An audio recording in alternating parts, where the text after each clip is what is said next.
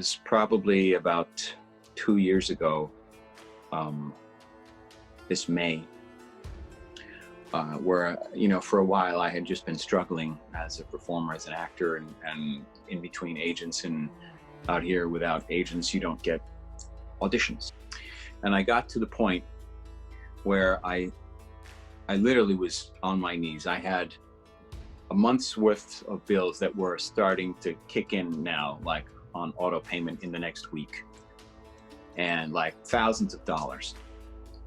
And I was so stressed. I was in debt, and I literally was on my knees, and I was trying, basically saying to God, I said, you know, like, I don't know why you brought me to this place. I don't know why I'm here. I think I'm doing what I'm supposed to be doing. I feel that you've put this in my heart to be an artist and to do this and serve you in some way, but I'm having a hard time making ends meet. I can't make ends meet. I need you to basically step in at this point. And if I'm meant to go home, I had been asking for a long time, if this is not what I'm supposed to do, let me know. And I didn't get anything else that hit me that I should be doing instead. But I was literally brought to my knees, and I said, you know what? I'm done. I don't know what else to do. So if this is where I'm supposed to be, you got to step in, because I don't know what else to do.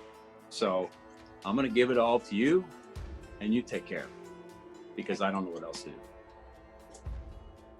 That afternoon,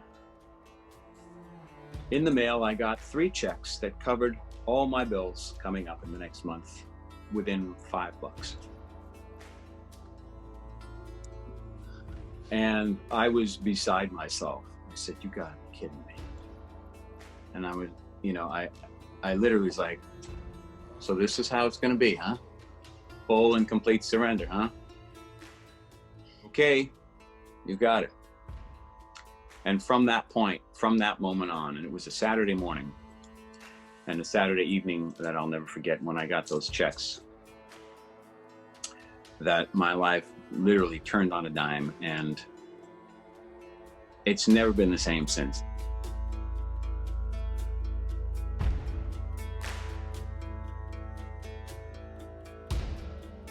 I'm interested in doing projects that uplift the human spirit.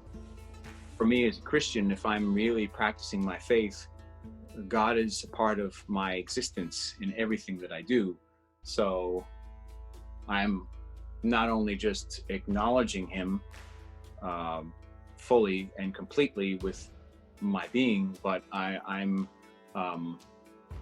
trying to evaluate how this role can better be served through my faith, the lens of my faith as well, if that makes sense.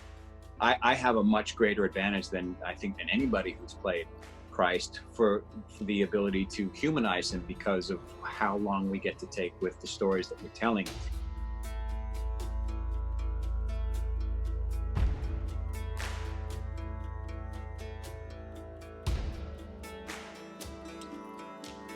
Hearing the children pray this foundational prayer, essentially that is directed towards him, towards the deity in him, the Godhead in him, is so emotional.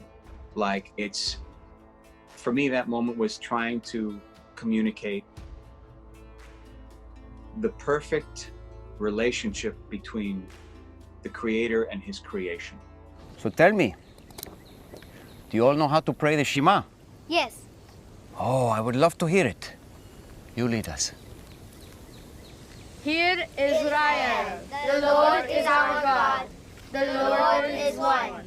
You shall love the Lord your God with all your heart, all your soul, and all your might.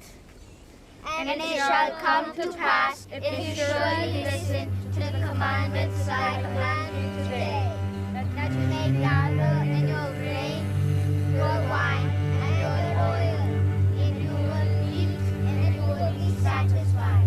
I am the Lord your God, who led you from the land of Egypt to be a God to you. I am the Lord your God. Amen. Beautiful. Very good. that perfect act of praise and worship brought to him by these pure souls that at this point in their development are still just 100% love. Right. I mean, they may be kids and they may, knock on each other and, but their spirits and their souls have not been corrupted by mankind, the times, by the earth.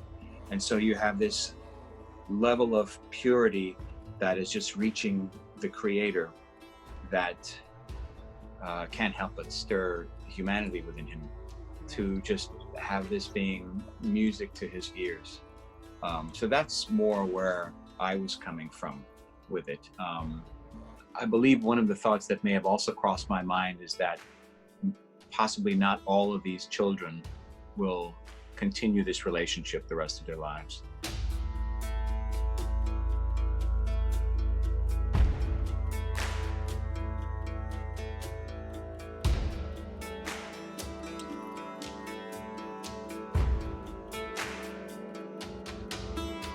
That was given to me as a friend, and if you had heard the story, this sort of showed up miraculously outside my door one day, 3 days after I prayed for something like, well, for this exact image. I didn't know that this image existed. The image that I was familiar with was not this one. It was one of the later ones. And I wasn't really, I'm also an artist. I wasn't really fond of the portrait, Right. And I didn't know that existed.